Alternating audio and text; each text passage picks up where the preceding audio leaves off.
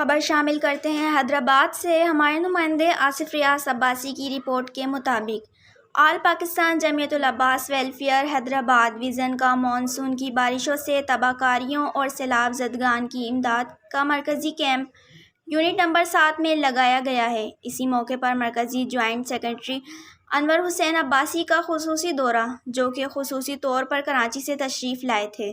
اسی موقع پر general secretary Hyderabad vision محمد ندیم عباسی، مختار عباسی، محمد مبین عباسی، عبدالرشید عباسی، عبدالرحیم عباسی اور دیگر عہدیداران کارکنان کیمپ میں موجود تھے۔ میڈیا سے گفتگو کے دوران آل پاکستان جمعیت العباس ویلفیئر سوسائٹی کے عہدیداران نے کہا کہ آل پاکستان جمعیت العباس ویلفیئر سوسائٹی کی جانب سے سیلاب و بارش متاثرین میں کھانا و خشک راشن کی تقسیم کا سلسلہ جاری ہے۔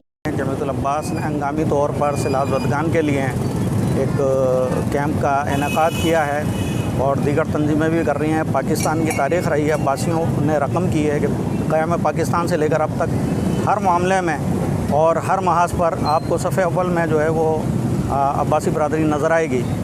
یہ جو صورتحال ہے، ناگہانی کہہ لیں، قدرتی کہہ لیں، لیکن یہ بڑا مشکل اور کڑا وقت ہے۔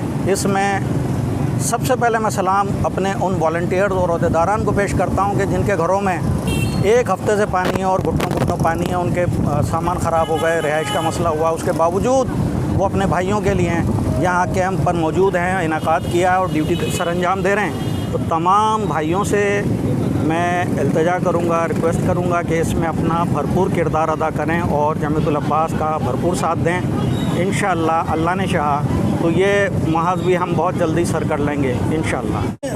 میں عوام پاکستان اور خصوصاً عباسی برادری سے میں ملتمس ہوں کہ وہ اس کار خیر میں اپنے کمزور بھائیوں کو جو آپ کی خصوصی نظر کے منتظر ہیں، آپ کی خصوصی امداد کی منتظر ہیں، ان کو آپ کا خصوصی سہارا چاہیے، ان کو آپ کی امداد کی اس وقت اشد ضرورت ہے۔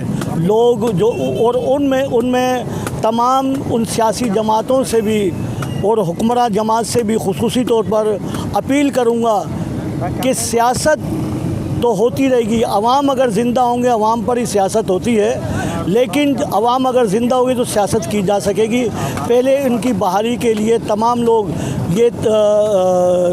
ان کی بحالی کے لیے آپ سر جوڑ کر بیٹھیں کہ کس طرح سے ان کی بحالی کا کام کیا جائے۔